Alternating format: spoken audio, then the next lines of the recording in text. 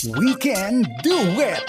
Programang hatid ay kwentong buhay na puno ng inspirasyon at aral mula sa ating mga kababayan worldwide. We Can Do It! Dito lang sa inyong 702 DZAS, FEBC Radyo TV.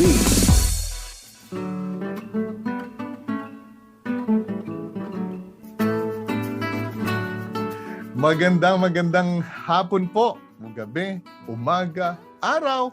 Ayan ho ang pagbati namin sa inyo kasi nare-replay ho ito sa pagkasabado naman. Kami po ang inyong mga kasama dito sa We Can Do It! Kami po ang inyong lingkod, Jonathan Mortiz. At ako naman si Ate Maru Cepeda Javier. Yes. Kamusta naman kayo? Yes. Kumain na ba kayo? Ano bang ulam nyo? Kakain pa lang habang sinasamahan tayo sa programa natin. I know. Sana naman ay hindi kayo mabulunan. But kami po ay nagpapasalamat palagi sa Panginoon at sa inyo din na naging kabahagi namin dito sa ating programang We Can Do It. And alam ko kasama namin kayo sa loob ng 30 minutes lang. Right. 30 minutes. And another special Sunday night. At saka ang guest natin, you will enjoy. Nakasama na ho natin sila noon, pero kulang na kulang ang oras. Kaya dapat dagdagan natin uli. That's true. And then always remember that you can do all things through Christ who gives you strength. Amen. Amen. Kaya nga po, yan ang We Can Do It. At ito po ang ating programa We Can Do It ay napapakinggan ito sa FEBC Radio TV, sa Facebook at sa YouTube channel ng 702 DZAS FEBC Radio TV. At ganun din po sa Channel 185 sa GCTV tuwing Sabado, alas 6:30 ng umaga. So sa ating mga televiewers din, magandang umaga sa inyo at I hope you have a good sleep last night. Okay. Well, Ate Maru, simulan na natin sa ating pong FEBC International. Yes. Ang feature ho natin na lagi nating sasabihin sa inyo, hindi ho tayo magsasawang ipaalam sa inyo o i-remind kayo, ipaalala sa bawat isa na ang gawain po ng Panginoon ay nagpapatuloy. Yes. At yun ho ay sinimula ng ating Panginoong Hesus, and then He will finish it and accomplish it. Amen. Alongside with that po, ang ministry po ng FEBC ay nandoon. Kaya ho tayo nagkakasama-sama rito. And we always would like to remind you na ang gawain po ng FEBC ay hindi lamang ho sa Pilipinas. Yes, yes. At Ate Maru, meron tayong shortwave broadcast, marami na rin tayong iba pang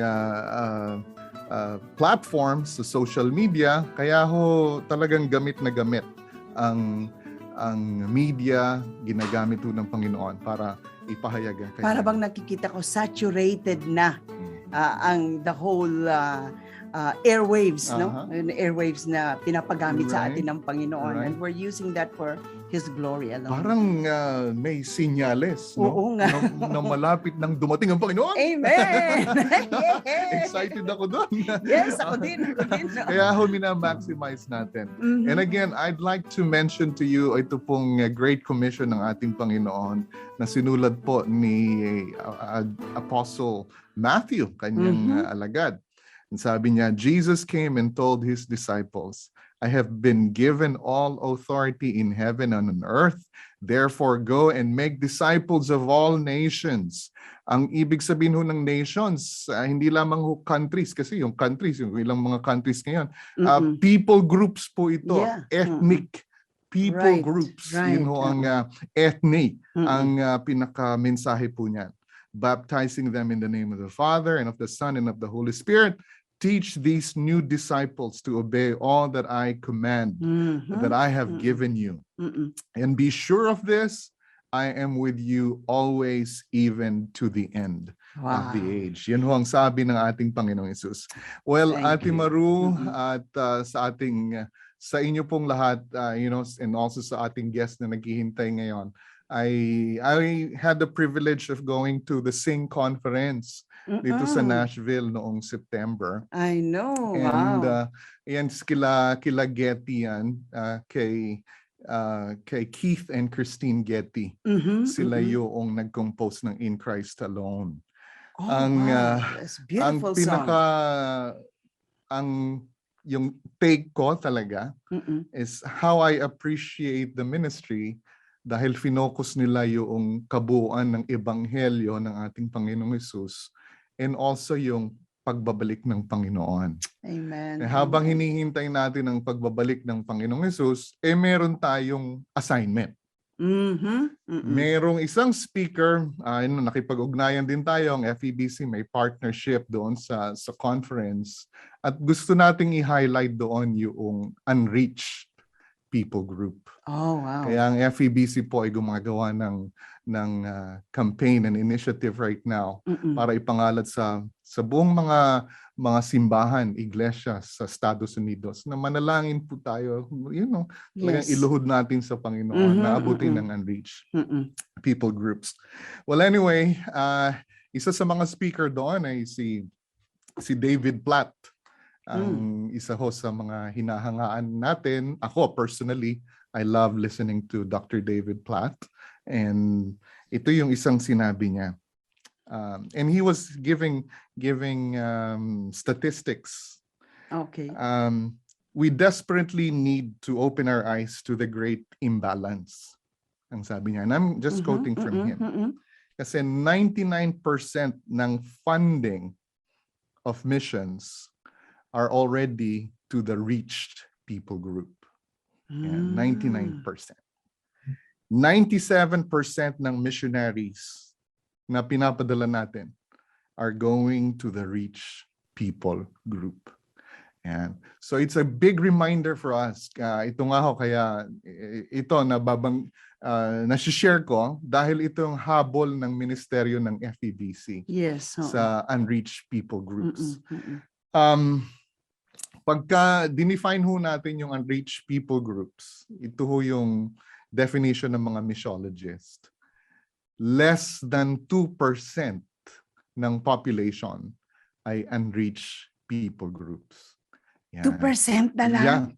Yeah, less. I mean, less than 2% ang Mm-mm, Christian population, tinatawag natin siyang unreached. Unreached. Okay, okay. So, I mean, kung 2% beyond, Mm-mm.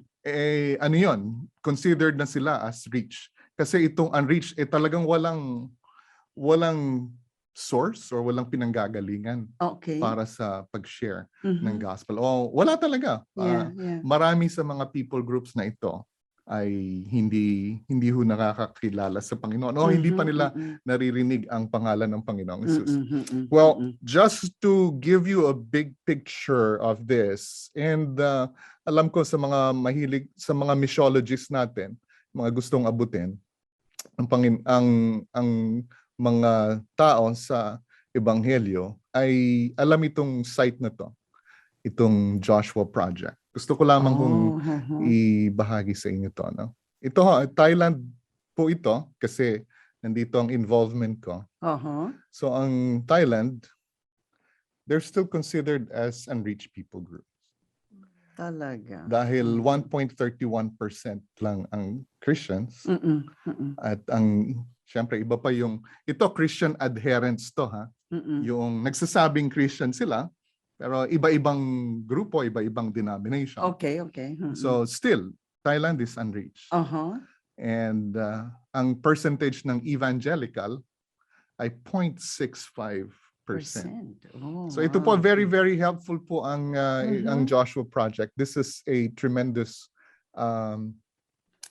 resource para sa atin, mga kapatid, mga kaibigan. Well, anyway, kasi, we're limited time. Gusto kong bigyan ng yung time yung ating guest. Yes. Pero gusto kong masilip ninyo na marami pa ho. There are about 7,000 people groups na hindi pa ho nakakarinig ng ebanghelyo ng Panginoon. Yes, definitely we need to reach to the community. Definitely. Marami namang klaseng mga Christians na gusto nating i-reach. Pero ho, syempre, as we are serious with the mandate ng Panginoong Hesus, ay abutin natin yung hindi pa talaga nakakapakinig. Unreached. Na hindi pa nasasabi hindi pa na rin narinig ang pangalan ng Panginoong Jesus. So yun ho ang habol ng FEBC. Now, mga kaibigan, mga kapatid, sa akin naman po, sa atin, and also for every one of us. Yes. We need to be faithful where we are right now as missionaries, right? Kasi tayo, ang organization natin, ng FEBC, kahit hindi na tayo kumukuha ng maraming foreign missionaries, or Yeah.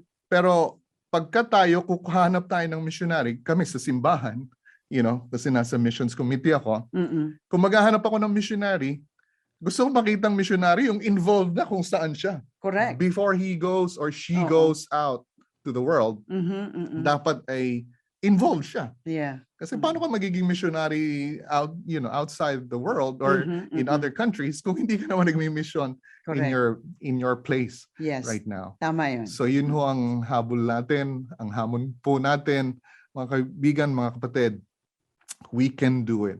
Nandito na ho ang, kumbaga, yung nga yung sinasabi mo na, nandiyan na lahat yung platforms, let's maximize this. Right. Para sa gospel, media can go a long way. Marami po tayong maabot sa media. Pero yun ho ang puso, ang passion, ang gustong abutin ng ministry po ng FEBC. Kaya patuloy niyo hong idalangin ang FEBC. Amen. Yeah. Amen. And we can do it. Yes, we can with the help of God. Yan. Pero tama na tong key na to. You can do it. We can do it. Really, we can do it too. You can do it. We can do it. Oh, no. Really, we can do it too. Amen. Wow. Napakaganda naman tanang sinare mo, I think everyone will be interested to know more about what's happening. At tayo naman na mga anak ng Diyos ay concentrate on the unreached. And our special guest for today ay ginagamit ng Panginoon sa mga unreached people. I was amazed when I heard this story. I was talagang na-inspire ako for such an idea of how God really can use each one of us. So ang ating guest ay hindi na sila bago sa atin. This is the second time nila. Excited Sila, sila po ay si Pastor Henry Amarilla and the wife is Sister Lorna Amarilla. Yan ang mga retired na pero malakas pa rin sa Panginoon. And I'd like to mention... Wala daw nagre-retire sa gawain ng Panginoon. Wala. At of course, sila po ay biniyayaan ng Panginoon ng 3 anak. And very, very active in the ministry also. Si Christian Joy, who is the eldest, who is now a teacher in Korea. Si Hannah Grace, and then si Christian Henry, who is here with them dito sa San Diego. So kung nakikinig sila ngayon ay kamusta kayo mga anak namin sa Panginoon. So let's welcome back si Pastor Henry and Sister Lorna sa ating programang We Can Do It! Morning! Welcome. Good morning, good evening. Kamusta kayo? Thank you. Thank you for having us again. Mabuti naman po at kami ay nagagalak na kami ay inyong binigyan ng chance to share our ministry. It's such a blessing to be part of this program. We Can Do It. Right. Sa Yeah. tulong ng Panginoon, sa lahat ng tulungan natin, mga magkakapatid, truly we can do it. Kasi kulang na kulang yung oras natin noong una naming interview sa inyo. So we'd like to hear more. Yeah, at saka I know na marami pa kayong i-share, and I want that to be an inspiration sa ating mga tagapakinig. And pwede ito mag-launch sa iba't ibang areas because alam mo naman ang Pilipinas ay islands. So there's so many peers na tinatawag. Mm. So this is an ideal ministry. So Pastor and Sister Lorna, please tell us more about the ministry that you have started. Now, as a summary uli, ano nga yung ginagawa natin para ma-review din kasi doon sa mga hindi nakasama Oo, natin na-miss before. na last time. Oo. Yeah. So the cruise ship ministry here in San Diego, our purpose is to reach out those seafarers, crew members of all the cruise ships docking at the port of San Diego, and by providing them free transportation. But then the moment they're inside my van, that's the sharing time, you know, the Captured. gospel, yeah. Mhm. And so wherever they go, going to Money Remittance Center and marami pang iba, libre ang kanilang transportation. Mhm. Ayun, ang ganda. Now, Oo. in a week's time, how often the ships dock sa pier, sa port? Minimum of 2 cruise ships. In a week? Max, Or in a yeah, month? maximum in 3. But in total, I think it's yung sa week 3 times. Wow. Wow. Yeah. That kept you so busy, Pastor. And then tinatawag ko ngayon, from the cruise to the cross. Yeah. I like that. Yeah, we like that tagline. I like Pero, that and too. We shared that with some of the leaders of the Shadow Mountain, and they just love that. Mhm. You know, Praise God. And- Praise God. Yeah. Yung coinage na naman ni Ate Maru. yeah, ang galing Oh. niya, Yeah. Maro. Sabi ng Bible study member namin, oh, you can put that in your van kasi God is good. Right. We got a new van provided by the church and other brothers and sisters in the Lord. Kasi nag-retire na yung amin kasi it was 200,000 mileage yung van namin. Ang laki na, no? So we needed a new van. So again, sabi nila, oh, ilagay natin yung tagline from the cruise to the cross. Ayan. This is amazing. That is amazing. really nice. Oo. Yeah. In fact, pwede yan siya sa t-shirt, pwede din siya sa Yeah, pen, why not noon? Marami na. Yeah, but going to what you have said, Ate Marona, hindi walang retirement sa gawain ng Ministry. Panginoon. Yeah. In fact, you know, we were kind of transitioning from the pastoral ministry and to this outreach ministry. So it's not retirement, it's just being redeployment. So we are being redeployed Tama. to this ministry, which is Global. it's just kind of global kasi itong mga crew members na to from different nations and so it's just that God opened the door and really the ministry was born out after how many months of prayer. Ganun Oh, naman ho, yeah. di ba? Nag-uumpisa talaga tayo sa prayer and just God put that in our heart and that's how we started this ministry, and we just thank the Lord for opening the door. Yeah. Again, there's a lot of opportunities. Sabi nga ni Tatan, there's a lot of people groups that are not, being reached yet. And I hope na, this would trigger sa mga nakikinig na, That's maraming, there's a lot of creative ways. And as you pray, God will impress upon you, you need to reach these people group. Kasi I believe na yung crew members, walang masyadong nag-reach out. And yet, Yes. they need the Lord.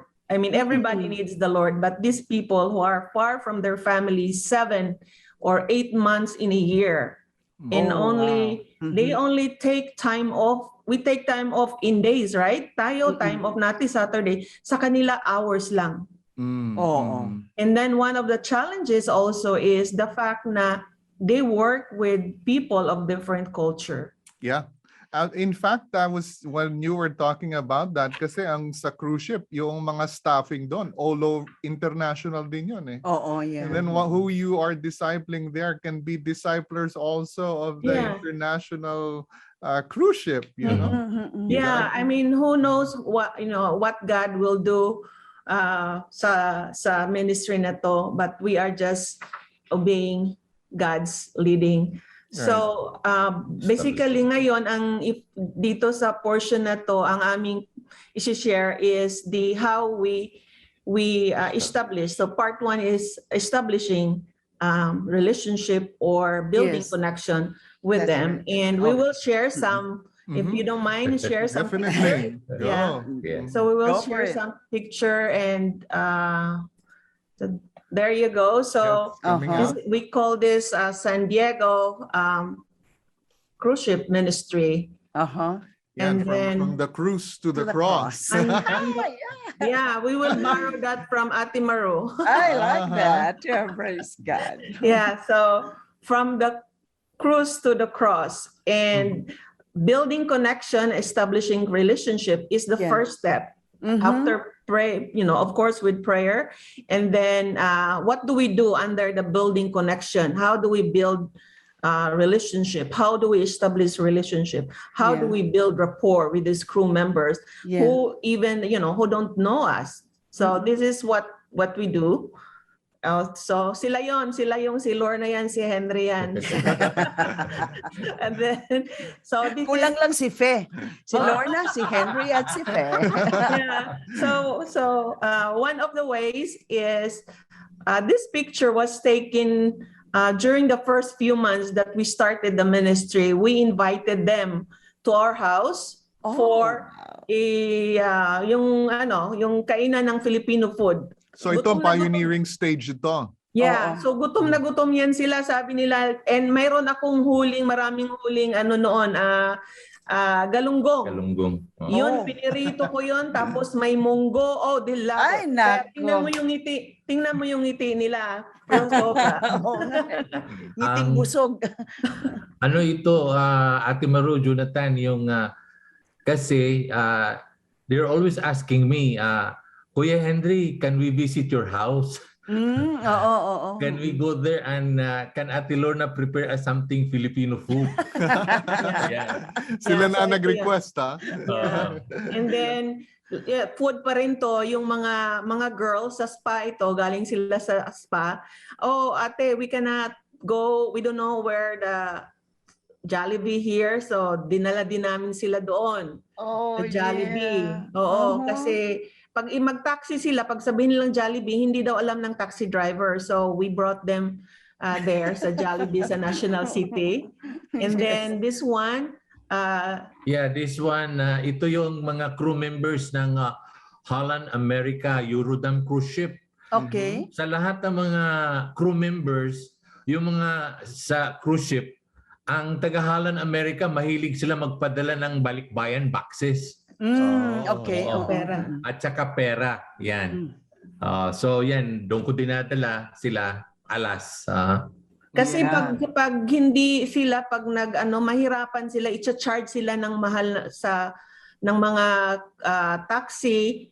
Pag magdala sila ng That's box, true. ang pinaka-minimum daw is $50 per person. Oh, wow. So, Wow. yung libre na na transportation pino-provide, it's really a big blessing to them. Dahil That's right. ang lalaki nga ng boxes, ang bibigat kasi sinasagad talaga nila. Oo. Alam mo yung mga Pinoy Kung Tama yun. kung ano yung pwedeng ilagay na sa box. Oo, basta nakapasok sa box. So yun, ilo-load yun sa van. Sa Yes, van. and load then sa van. Goes to And the then- forwarder. Yeah, and this is one of our yung Request. request din nila na mag-picnic naman tayo, Pastor Ate Lorna, magdala kayo ng pagkain. So, mayroong isang picnic ground or isang plaza across sa terminal. So, Oo. we brought food, we brought tables, and then we met with them there. And then may mga ibang lahing sumama dito So, it's just like establishing again, building that they can trust us and we can be of encouragement to them. So this is how we build relationship and build connection again. Wow. So and That's then nice. The hero. So this one, itong nasa, yung Pilipina itong nasa left side ko. Oo. Ano siya, executive housekeeper siya ng Celebrity Cruise Ship. Oh, And I see. so habang nasa gate ako, nakita ko sila. They're in a hurry pulling their luggages. Kaya sabi ko sa kanya, "Hey, you Filipina?" Sabi niya, "Yeah." Sabi ko, "Saan kayo pupunta?" "Oh, we're catching our Right. new ship sa Florida. So we're going to the airport." Oh. Kaya sabi ko sa kanya, "Okay, I'll give you a ride." And then sabi niya, "Magkano?" And then the other guy said, "Are you a taxi driver?" So I pulled out my calling card. "No, I'm a chaplain of the cruise ship terminal." So what we're doing, we're giving free transportation kahit sa pupunta. So they're also very happy kasi yung lalaki is from London, yung babae is from Scotland. Okay. Yep. Mhm. Yeah, so Wow. yeah, different nationalities Yung again. Filipina connection. is from Batangas. Batangas, yeah. Mhm. And then you have your continuous communication with them, right? Mm-mm. Yes. Ngayon. After Yeah, this, yeah, after that yeah. incident, yeah. Oo. And then ito sa ano na ito sa we have a favorite Filipino place here, yung Titas Oo. Kitchenette na ang Sa very San Diego. issue sila sa kanilang sa serving. So they love to go there kasi itong mga combination na to hindi lang na mauubos. Pwede pa nilang iuwi. Pwede ba lang dalhin sa barko. So Sa barko. yeah, so they love going there. At si Pastor, famous siya sa store na yan. Kaya pag pumupunta siya doon, Pastor! Binibigyan siya ng extra kasi marami siyang talaga customer na naman. dinadala doon. So, Libre na yung pagkain ni Pastor. oh, yes, that's really true. Libre yan. Yeah, and Pastor, then, sasama kami sa inyo. of course, Okay, now this one, recently lang ito, yung the crew members from the Philippines, they arrived early, catching their ship, the Disney Wonder cruise ship from Florida. So ano sila yung 2 weeks early. And then somebody, our contact person, never sila. yeah, he was assigned to the other Disney cruise ship sa Florida, but the cruise ship not scheduled to come to San Diego. So sila yung nagkontakan at sabi, "Hey Ruel, di ba may kilala ka sa San Diego? Pwede mong i-contact at saka pwede niya kaming dalhan ng Filipino food." Kasi inside the Westin Hotel sa downtown. Quarantine sila. Quarantine sila. I So, see. pumunta ako doon, dinalang ko sila, yung 10 sila, and I stayed there for 2 to 3 hours. And then, siguro mga 12 sila. And then after that, bago ako umalis, sabi ko, "Hey guys, I want to pray for you and I want to share something for you." So, I shared the gospel. 4 out of the 12 accepted the Lord. Amen. Wow. Yes, we only have about 2 minutes. Okay. Yeah, please go. Okay. And ito na tong last sa part 1. So we're just showing everyone that every drive is an opportunity to show the love of God, which later on opens the opportunity to share the love of God, the gospel. Because again, a pastor once said that unbelievers, they are interested in seeing the love of God before they are willing to hear about the love of God. So this is what we are doing. We are showing the love of God through this building connection of relationship, and then later on the next segment will be how we share the love of God to them. Amen. Wow. Wow. Thank you. Praise On God. this one, we're on our way to Walmart. This one. This one. Okay. This Yeah. one. So, Wow. Thank you. Thank you so much. We Sister will Lorna. have you next week again, okay? Of course. Yeah. I Thank think you there's so just so much. many Thank you. things to be shared. So, Yeah. thank you once again. And sa ating mga tagapakinig ay nagpapasalamat din kami sa inyo. Yeah. Talaga naman. Na-enjoy kami today. We can do it. Yes, we can do it. With Christ who gives us strength, we can do it. Yes, we can do it. With Christ who gives us strength. Ito po ang programang We Can Do It, napapakinggan sa FEBC Radio TV at napapanood sa Facebook Live at YouTube channel ng 702 DZAS FEBC Radio TV, gayon din sa Channel 185 sa GCTV. Magsama-sama po ulit tayo sa susunod na linggo. God bless Yes, you. mga kaibigan. See you again. Thank you, Sister Lawrence and Pastor. Sir Henry. See you next Thank you. week. Thank you, Tan. Thank you, Ate Maru. Thank you. Okay. Bye-bye, God bless. everyone. Take Bye-bye. care. God God bless. bless. God Bye-bye. bless. Inyong narinig ang We Can Do It dito lamang sa inyong 702 DZAS FEBC Radio TV, agapay ng sambayanan.